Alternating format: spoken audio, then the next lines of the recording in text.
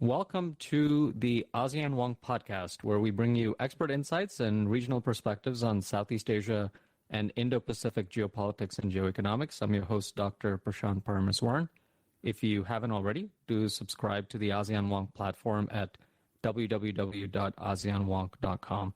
Our guest today is Andrew Goledzinowski, who previously served as a senior career Australian diplomat with several posts within Southeast Asia, including as ambassador to Vietnam, high commissioner to Malaysia, as well as the first assistant secretary at the Southeast Asia Regional Division.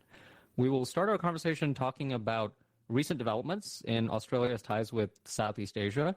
Be sure to tune in as we go through a range of other subjects, including the shifting geoeconomic landscape in the region and Australia's strategy on Southeast Asia as well as the Indo Pacific and where that might be headed. So welcome to the podcast, Ambassador, and let's get started. We've seen Australia record some... Thank you so much. We've seen Australia record some notable wins in its engagement with Southeast Asia. There was a second special summit held in early 2024, upgrades with countries, including Vietnam, which you were involved in as well. At the same time, of course, just like with any other country, there are no doubt some limitations as well and challenges within Australia's wider approach. For example, on economic ties, there was a government commissioned report actually on investment in Southeast Asia that noted that Southeast Asia is just over 3% of Australia's investment stocks abroad, and there needs to be a lot more work to be done in that domain. I guess maybe we can start with how you might assess or grade Australia's sort of Southeast Asia strategy. And you can use any sort of scale you want, whether it's a letter grade or a scale of 1 to 10. How would you grade Australia's current position in Southeast Asia, given all of these developments? Gosh, that's a good question, Prashant. I haven't been asked that one before. Well, look, from my point of view, our relations with Southeast Asia are as good as they ever have been. So from that point of view, I guess the relative trajectory and performance is very good. And you would have to say, that the student is improving. But in absolute terms, it's not good enough, to be honest. I think I would give Australia a solid B. And the reason is that it's increasingly obvious that our future lies in the region, and our engagement has been successful but insufficient, I would say. And there's a lot of data points that suggest this. I mean, politically, we're doing very well. You referenced the second special summit, and the fact that we can convene these, that the leaders come, that they all recognise that Australia is an important player in the region, is valuable, is worth engaging. Those are all positives. And I would say the sort of the less tangible atmospherics, the vibe, if you like, is also very good. The relationship is respectful. There are no major irritants, and all that is positive. But as I say, it's not really enough. You referenced the fact that 3% of our overseas investments are in Southeast Asia. That is a damning data point, I think. For a country that is as open as Australia is, we're a trading nation. We rely very much on open communication and commerce. We have been sort of skipping over Southeast Asia for far too long. And there are some good reasons for that. Our institutions that invest are generally the big ones. It's our pension funds, which are ginormous. They have something like $4 trillion in, assets under management. Our big publicly listed companies, the big four banks, for example, and the others, they tend to be very conservative investors. They prefer to invest in Australia or in North America, and they are not looking for big returns. They would prefer to be safe rather than get rich fast. And that holds us back a little bit, because in Southeast Asia, you have to be prepared to take a little bit of risk. And most importantly, you have to be prepared to get involved.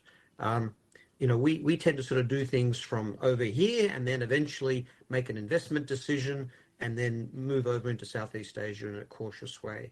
Um, but as I sometimes say, investing in Southeast Asia is a bit like crossing the road in Hanoi. And if you've been to Hanoi, you know that you can't plan it from the curb. You have to step out into the traffic and have confidence that you will navigate your way across. And invariably you do. But it does require that first step. And we in Australia tend to be just a little bit chary of that. Right, that's a great analogy on the sort of leap of faith amidst the motorcycles in Hanoi.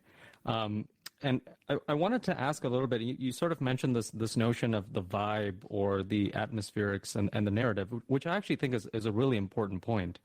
And for Australia, there have been a whole host of announcements in the past couple of years, a sort of new green and digital shipping corridor with Singapore, work that was done with Vietnam to upgrade the relationship. You just saw the Australian Prime Minister in Indonesia, just after being elected in his first foreign trip, talk about some of the economic opportunities with the Prabowo government, and some of the opportunities there.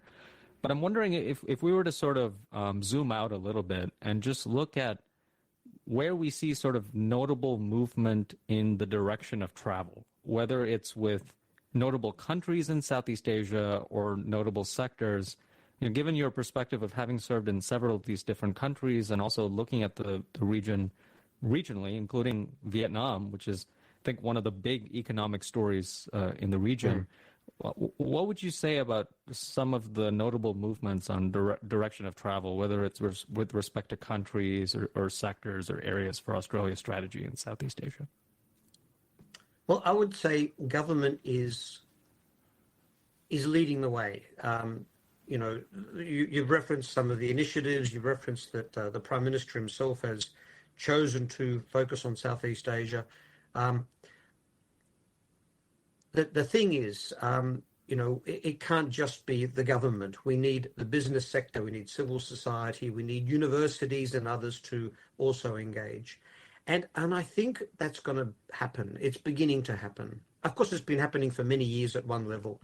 But as I said, I think it's inadequate given our geographic circumstances and the historical times we live in. Inevitably, we need to focus more on Southeast Asia. Now, we've been a bit distracted with the Pacific for good reasons. The Pacific is our backyard. It's the region where we feel that we can make the biggest impact, and the sort of the strategic competition that has been developing in that part of the world has engaged us very strongly. So a lot of political capital, a lot of resources, money, but also people. The number of people that DFAT now has in our Office of the Pacific compared to when I was working in the Pacific is quite extraordinary.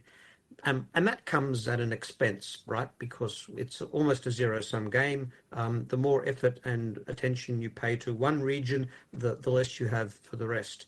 I think that'll rebalance over time. And I've always believed that our fundamental strategic interests as well as our economic interests do lie in Southeast Asia. And so the direction of travel, as you put it, I'm starting to see some small, not shifts, but accelerations. So in the university sector, a number of universities are now talking about either establishing or reviving or refreshing their Southeast Asian think tanks, the centers that they have focusing on Southeast Asia. I'm beginning to see more interest from the superannuation community. When I was in Vietnam just middle of last year, we hosted a big delegation of superannuation players who also went to Indonesia and elsewhere. It was kind of a very preliminary testing of the waters because their mandates are very restrictive, and Vietnam isn't yet even considered an emerging economy in terms of its ratings as an investment destination. But they're starting to show interest. and I think that will continue to accelerate. The other way also is positive. Southeast Asia kind of knows us better than we know them, and partly because we have a huge alumni community there. I mean, Malaysia, we were just talking about, I guess it's somewhere north of 400,000 people have studied in Australia or studied at Australian universities in Malaysia. That creates an enormous body of goodwill and interest in Australia. I'm hoping that our more restrictive student policies now in Australia don't impinge negatively on that, because it's that kind of people-to-people knowledge, confidence, and familiarity which then does enable other things like investment to happen. You talked there about a very important component, which is the sort of multi-stakeholder and multi-dimensional nature of Australia's engagement. And I think we've seen that even in some of the summit engagements, the special summit the previous year in 2024, we saw Australia clearly message this about being, not just about things like maritime security, for example, which are really important, but also students and the youth, bringing in the business sector and so on and so forth. So there is clearly an attempt to do that. At the same time, as you're aware, in the region, there are sort of pockets or circles where, Australia is still perceived as being, with respect to its foreign policy, either having a foreign policy and an approach that still is, weighted a little bit too much towards the United States and the alliance with the United States, or perhaps having interests that lie elsewhere in other parts of the Indo Pacific, like the Pacific, as you mentioned, or more global, beyond Southeast Asia, as opposed to putting Southeast Asia sort of at the center.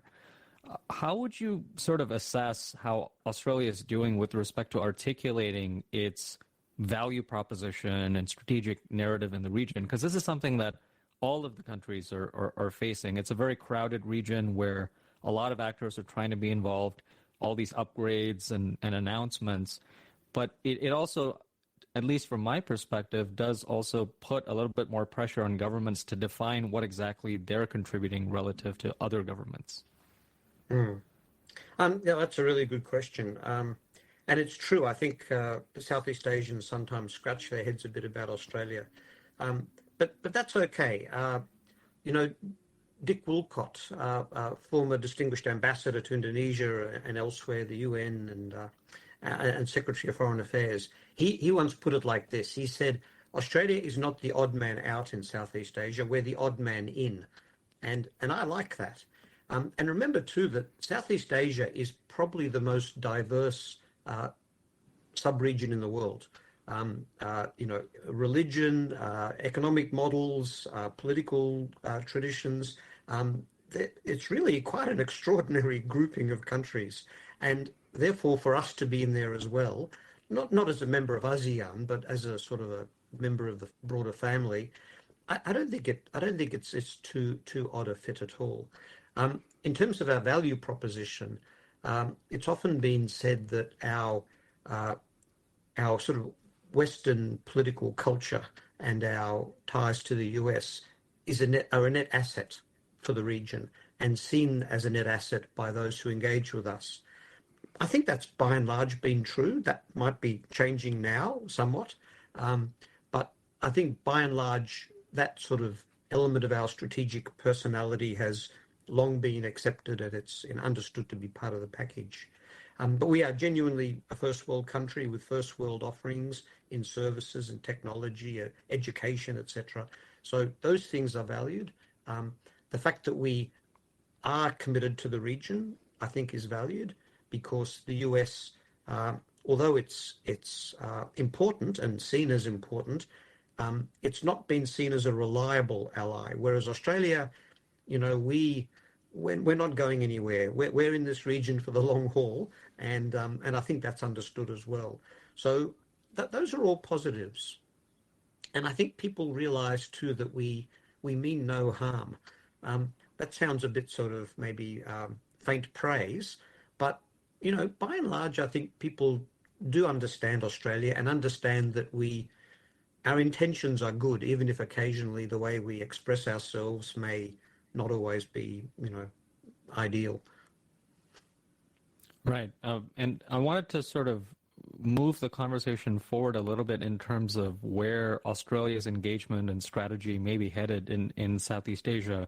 And we've seen, and we both just alluded to that a little bit earlier, a new Australian government that was just sworn in last month after the elections for another term.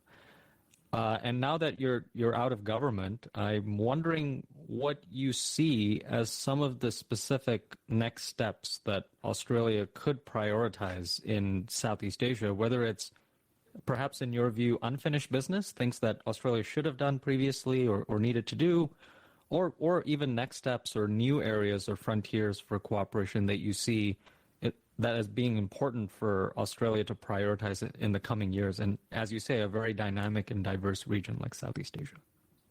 Mm. Well, I mean, I think the political platforms are all in place. We are a member in good standing of all the different groupings within the region that we might possibly want to join. And that's good. So we have the channels for dialogue and communication, etc. Where we need to do more, I think, and again, it's sort of consistent with our trajectory, but it needs to continue, is in the geostrategic defense security engagement. And I think there's a big market for that because the world and the region is becoming less certain and more complex and more dangerous. And also in the economic space for the same reasons. The current, I mean, the previous coalition government, I think, had an entirely appropriate and effective engagement with Southeast Asia. I think the current Albanese government is continuing that, but maybe with just a little bit more, a bit more warmth. I think there's a different sort of style, which maybe it's Penny Wong as our foreign minister, who's number 3 in the government, and of course was born in Malaysia and knows the region very well. I don't know what it is, but I think it's very positive. And so we've had this initiative, as you referenced. It's called Invested, and the idea is for the government to actively lead Australian business to investing in Southeast Asia. There's several difficulties. One is that we have another initiative of this government, which is called Made in Australia, which predates the new US administration's current obsessions, but it does reflect the fact that we slightly overdid the offshoring of manufacturing and the de-skilling of that sector in our economy. We became effectively a resource country and a services country, and the manufacturing sort of fell away. And that has to be rebalanced. But you have this difficult dichotomy now where at the same time we're urging companies to invest in Australia, but also to invest offshore. And different agencies of government have the job of promoting these two, sometimes inconsistent policy impulses. So we'll see how that goes. But those are the important areas. Going back to the geostrategic again, we are a growing military entity. You've seen the commitments to grow our defense budget to 2.4% of GDP by 2030. And we've seen the US urge us to go further than that. The Prime Minister has said that he's not that interested in the sort of percentage numbers. He thinks that's kind of artificial. His point is you decide what capabilities you need and then you fund them rather than sort of working towards a number. Either way, it means that we will become an even more useful and valuable potential partner for the region than we have been. And it's not just hard power like military platforms. It's also intelligence. It's situational awareness. It's the training and cooperation we provide in areas like maritime domain awareness and maritime law. All of that, I think, is increasingly interesting for the region because they're interested in hedging, they're interested in maybe mitigating their reliance on the US, which maybe is less certain than it has been in the past. So there's a lot of different bits and pieces there. I mentioned the universities. I'm more and more convinced that the Australian university sector has a huge role to play in Southeast Asia. I think we're only just beginning to scratch the surface of what is achievable there. And it's not just the traditional model of selling education services, attracting students to come to Australia, spend 3 or 4 years here, drop a bit of money into the university coffers and then leave again. I think it's going to be deeper than that, and it'll include technology. So Vietnam, I was recently in Vietnam to receive an honorary degree, and the speech I made was around the fact that Vietnam's ambition is to train 50,000 software engineers by the middle of this century, by the end of this decade, and to create a genuinely competitive and viable semiconductor industry. To do that, they need a lot of help. Prime Minister Ching has always said that there are 3 major hurdles for Vietnam to attain high income status. One is infrastructure, and they're working on that now. You've seen some very ambitious announcements on infrastructure, including high-speed railways, etc. The second is technology, and one of the last important people I met in Vietnam before I left was Jensen from NVIDIA, and those sorts of companies are now looking to Vietnam as a serious option. So technology can come quite fast if you've got the enabling environment. But the third obstacle, and that's where the universities come in, is training the people, and that takes years. You cannot fast track that. High quality education is something which needs to be planned and rolled out over a period of time. And I think that the answer for Vietnam, for example, to kind of make that transition into a high technology future is to create an even stronger university environment where technology universities in particular come together with industry and government and create new pathways for research and training and exchange and partnership. I'm going to be doing some writing about that in the next little while, but I honestly think that there are new ways to do this which have not yet been fully explored. And Australia, unless we really drop the ball, we should be at or near the front of that.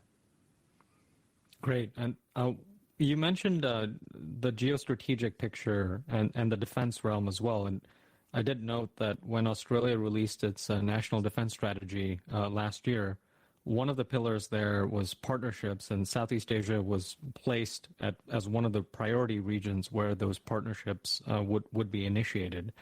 I'm wondering how you think about this notion, and this is something that's not unique to Australia, but how Australia sort of manages, balances, and calibrates between the various ways in which it engages in the security space. So bilateral relationships, for example, with the Philippines, where Australia has had and continues to have a very close security relationship, the ASEAN relationships, and then also minilateral institutions like AUKUS and the Quad, which I've long said and continue to maintain that there doesn't necessarily have to be a zero-sum sort of perception between all of these various minilaterals and multilaterals and bilaterals. But there are some challenges, as you know yourself, in sort of making sure you're messaging, prioritizing, resourcing all of these mechanisms. And sometimes I feel like officials in some countries are running to all of these meetings that are proliferating and the working groups. But how do you think about this notion from the perspective of Australia of how to calibrate, manage, and resource all of these partnerships and developments in the region, in the security space? Well, I think